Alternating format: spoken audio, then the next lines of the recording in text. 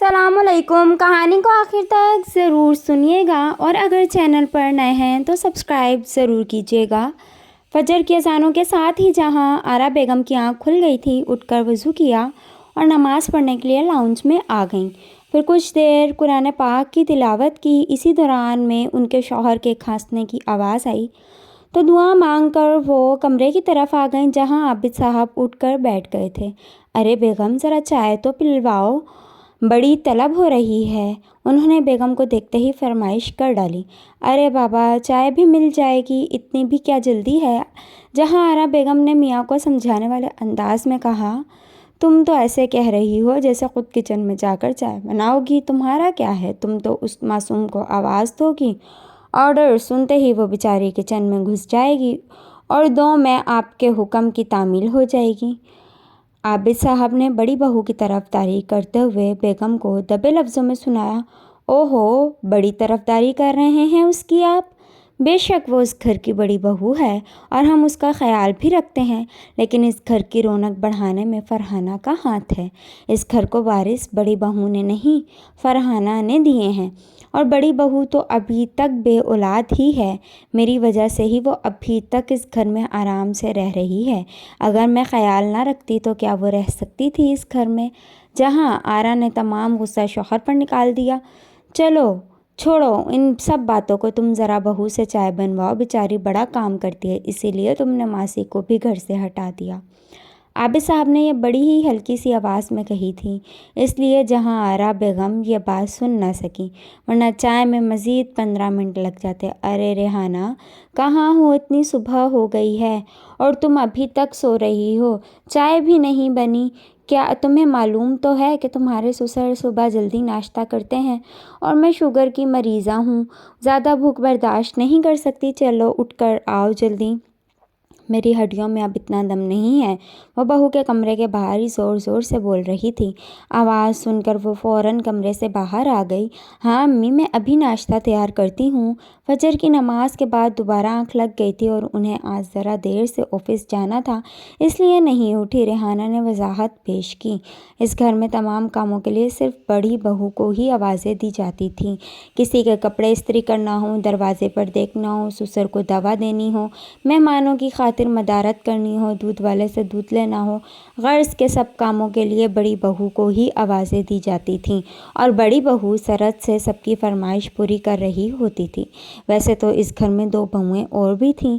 دوسرے نمبر کی ساجدہ تھی جو اپنے 3 بچوں کے ساتھ امریکہ میں رہتی تھی، اس کا شوہر ایئر لائن میں تھا۔ تیسری بہو فرحانہ تھی جس کے 4 بیٹے تھے اور میاں بینک میں اعلیٰ عہدے پر فائز تھا۔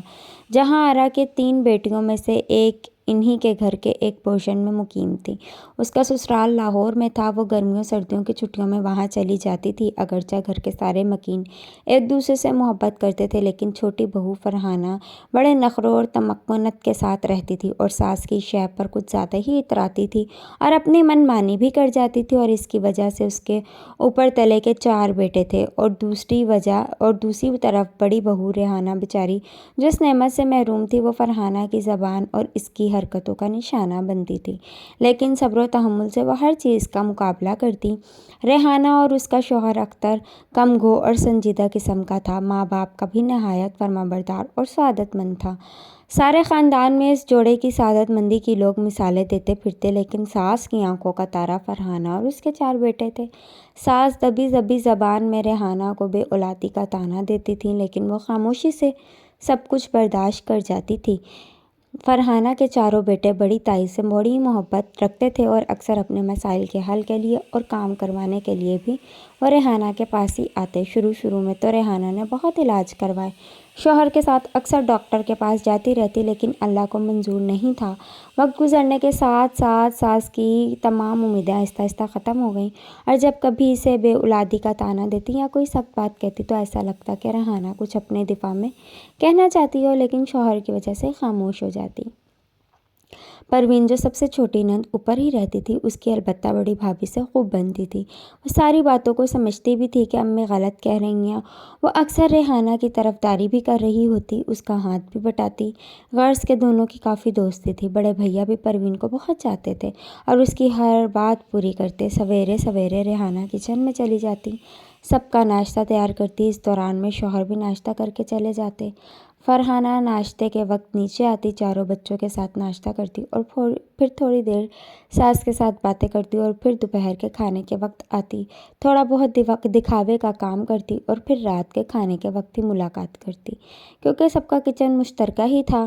بڑی بہو کے بھی دل میں اکثر آتا کہ اس گھر کے سارے کام وہی کرتی ہے۔ ساس کبھی ریحانہ کو کچھ نہ کہتی، اگر اس کے بچے نہیں ہیں تو اس میں اس کا کیا قصور؟ جوائنٹ فیملی ہونے کا مطلب یہ تو نہیں ہے کہ سب کاموں کی ذمہ دار بھی وہی ہو اور باتیں بھی وہی سنیں۔ پروین بڑی بھابھی کو حوصلہ دیتی اور ماں کو بھی سمجھانے کی بہت کوشش کرتی، لیکن سب بے سود ثابت ہوتا۔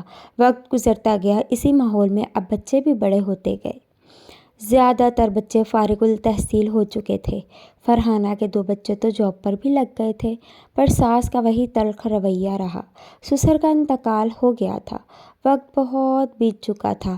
اب فرحانہ اپنے بچوں کی شادی کے سلسلے میں مصروف رہنے لگی، تو اس نے 2 بچوں کی منگنی تو کر دی تھی۔ ایک کے لیے اپنی بھانجی کو پسند کیا تھا اور دوسرے کے لیے اپنی دوست کی بیٹی کو منتخب کیا۔ اب فرحانہ اپنی بہوؤں کے لیے گھر کی سیٹنگ میں لگی ہوئی تھی۔ چھوٹی نند پروین کا اپنا گھر تیار ہو گیا تھا، شادی میں کچھ ہی دن رہ گئے تھے۔ بڑی نند اور امریکہ والا بیٹا بہو بھی آنے والے تھے۔ اس گھر کی پہلی شادی تھی، گھر کے سارے کام اب بھی بڑی بہو کے ذمے تھے۔ فرحانہ شاپنگ کے لیے نکل جاتی اور ریحانہ کے لیے باورچی خانہ تھا، لیکن جتنے شگون و رسومات تھیں اس میں ریحانہ خود بھی ہاتھ نہ لگاتی، اور جب اسے آواز دی جاتی کہ آئیں بھابھی یہ شگون کر دیں تو سب سے آخر میں انہیں ہی بلایا جاتا۔ منگنی کے وقت بھی منہ میٹھا کروانے وہ سب سے آخر میں آئی کہ فرحانہ برا نہ مان جائے، لیکن بچے پھر بھی تائی اماں کو بلاتے اور پاس بٹھاتے، لیکن آج کل وہ خود ہی آگے نہیں بڑھتی تھی۔ آج بھی شادی کے سلسلے میں مہمان وغیرہ آئے ہوئے تھے۔ مہمانوں کے جاتے جاتے 12 بج گئے۔ سارے کاموں سے فارغ ہو کر 2 بجے اپنے کمرے میں آئی اور تھکن کے مارے گہری نیند میں چلی گئی۔ صبح فجر کے وقت زور زور سے چیخنے کی آوازوں کے ساتھ ہی بڑے بھیا اور ریحانہ کی آنکھ کھل گئی۔ وہ جلدی سے کمرے سے باہر آئی تو ایک ہولناک منظر تھا، کچھ خوفناک آوازیں تھیں۔ فرحانہ بین کرتے کرتے بے ہوش ہو کر سیڑھیوں سے نیچے گری ہوئی تھی۔ افراتفری مچی ہوئی تھی، کچھ سمجھ نہیں آ رہا تھا کہ کیا ہو گیا۔ بڑی بہو اور بڑے بھیا کے اوسان ٹھیک ہوئے تو وہ اوپر کی طرف گئے تو معلوم ہوا کہ ڈاکہ پڑا ہے، لیکن اور آگے گئے تو دیکھا کہ فرحانہ کے شوہر کو کرسی سے باندھا ہوا تھا، آنکھوں پر پٹی اور منہ پر سختی سے ٹیپ لگایا ہوا تھا، اور چند قدم آگے تینوں بیٹوں کو گولیاں لگی ہوئی تھیں۔ پولیس کو فون کر دیا گیا۔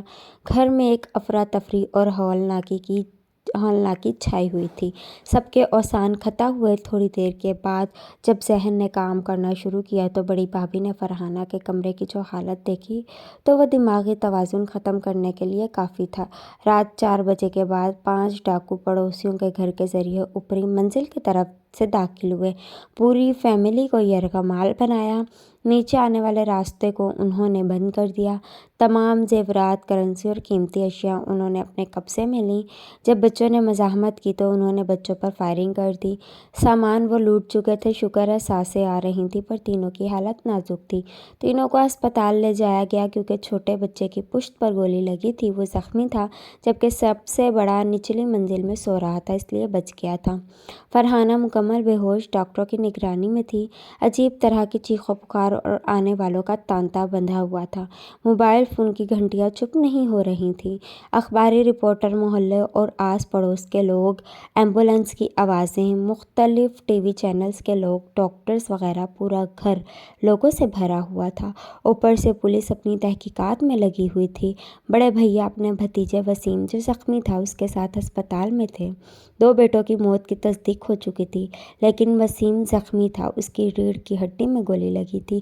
ڈاکٹر گولی نکالنے میں مصروف تھے۔ غرض کے اس عجیب اور ہولناک سانحے نے اس گھر کی تمام خوشیوں کو منٹوں میں نگل لیا تھا۔ شادی کا گھر ماتم کدہ بن گیا تھا۔ فرحانہ ہوش میں آ کر بچوں کا پوچھتی اور پھر سے بے ہوش ہو جاتی۔ اس کی دماغی کیفیت درست نہیں تھی، چاروں طرف آہیں اور سسکیاں تھیں۔ بڑا بیٹا بدحواس سا تھا اور تمام مہمانوں کے درمیان افسردہ بیٹھا تھا۔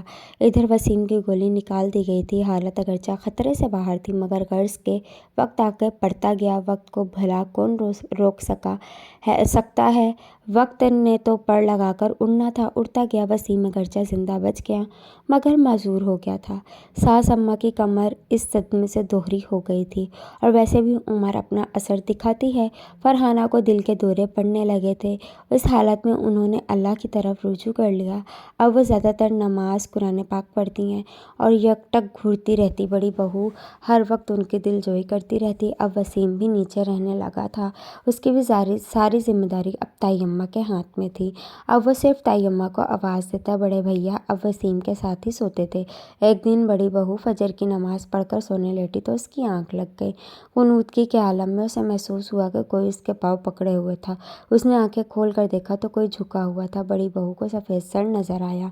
देखा कि सास अम्मा उसके पाँव पकड़े हुए हैं और कह रही हैं, ऐ बेटी तू मुझे माफ़ कर दे, मैंने तेरा बड़ा दिल दुखाया है, तुझे बेऔलादी का ताना दिया है, तुझसे मैंने बहुत नाइंसाफ़ियाँ की हैं। तू जब तक मुझे माफ़ नहीं करेगी मैं तेरे पाँव नहीं छोड़ूंगी।